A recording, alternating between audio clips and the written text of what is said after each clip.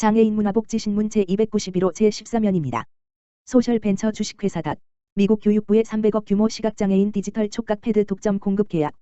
주식회사 미국 교육부 디지털 촉각 패드 보급 프로젝트 기술 독점 공급자로 선정. 300억 원 규모 프로젝트의 4년 독점 공급. 미국 내 시각장애인 학교의 혁신 교보제로 보급. 최근 바이든 정부 교육 예산 증가에 따라 1000억 이상 프로젝트로 확대 가능성.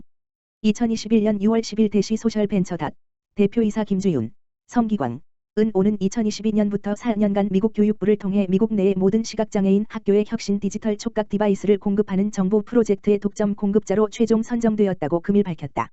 본 계약은 장애인 보조공학 기술 개발 선진국으로서 글로벌 스탠다드를 주도하는 미국 정부와의 계약을 통해 한국 스타트업의 기술이 향후 세계 표준을 주도할 수 있음을 인정받았다는 점에서 큰 의의가 있다.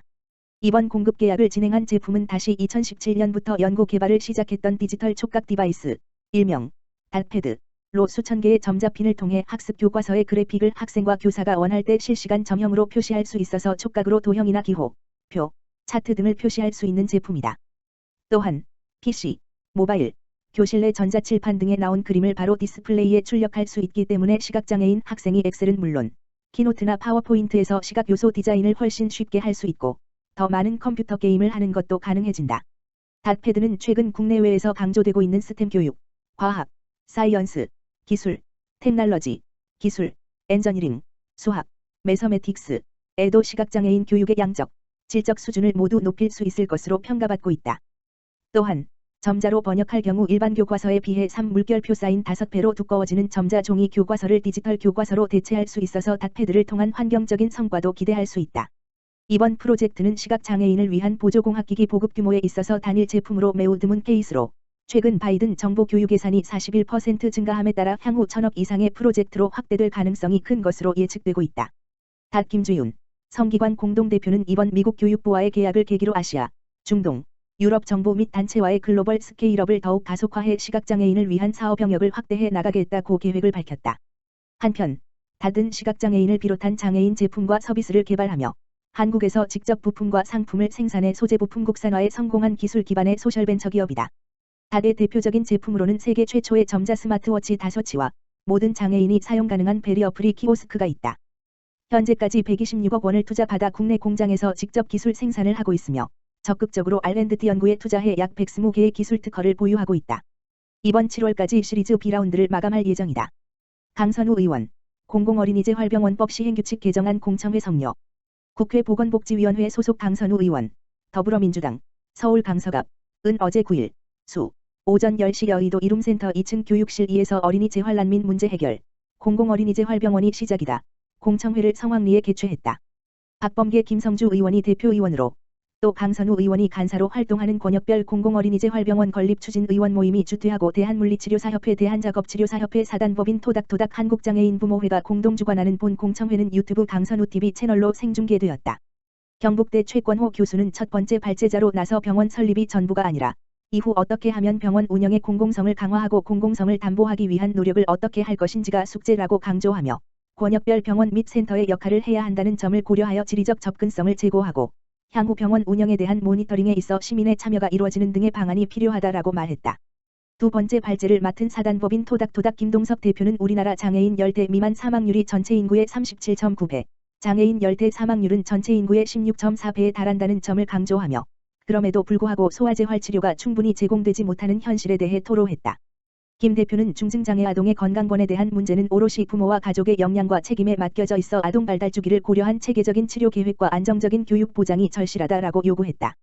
토론자로 나선 서울시립대 도시보건대학원 나백주 교수는 장애 어린이 재활 및 지역사회 돌봄 체계 구축은 우리 사회 보건의료 체계의 가장 아픈 사각지대라고 강조하며 단순 재활이 아니라 소아내과와 신경과 치과 등 관련 진료도 함께 가능해야 할 것이며 불가피한 공공병원 적자에 대한 국비 지원과 지자체 책임이 뒷받침되는 것이 중요하다라고 말했다. 또한 병원을 수단으로 교육과 지역사회가 연계되는 모델을 구축하여 이를 민간으로 확산할 수 있도록 해야 할 것이라 밝혔다.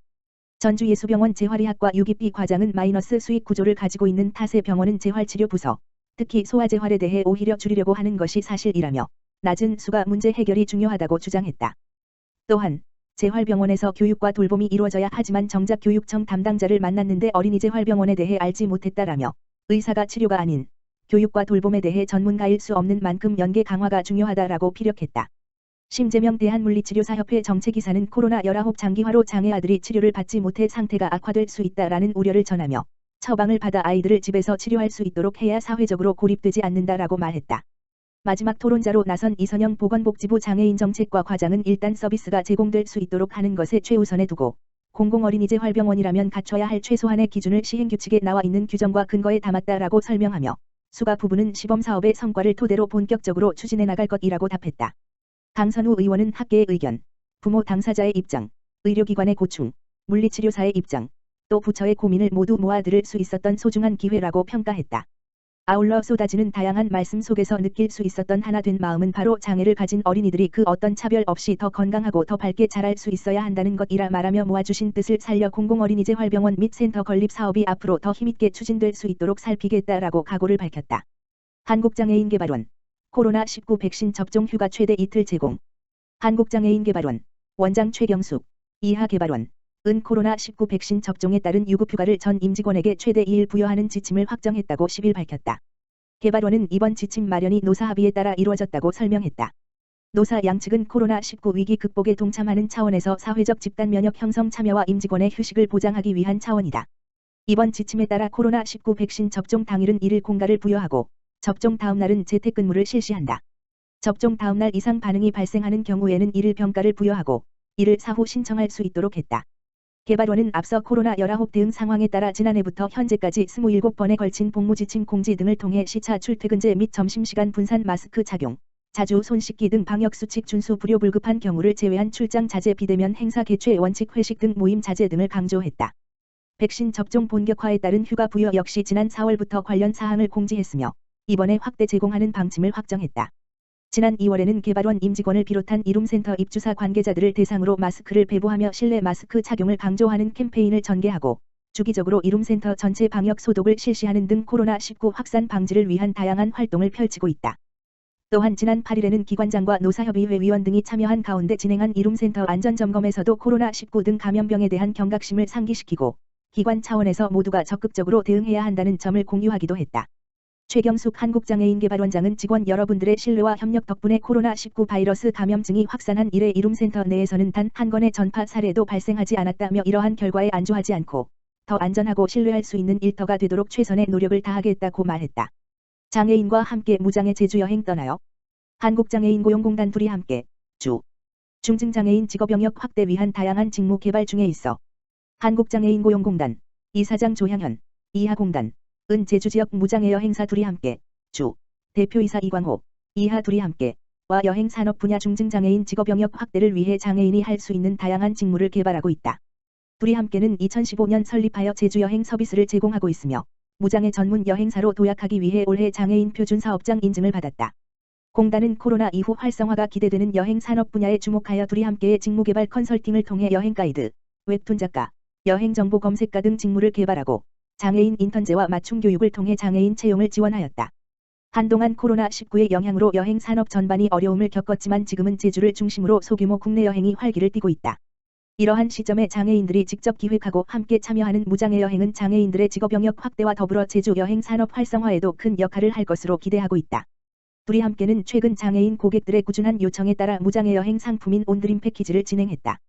여행 가이드로 참여한 발달장애인 윤 씨는 휠체어 리프트로 오르내리는 13명의 고객들을 세심하게 안내하며 여행지에 대한 자세한 설명도 덧붙여 여행 전문가다운 면모를 보여주었다.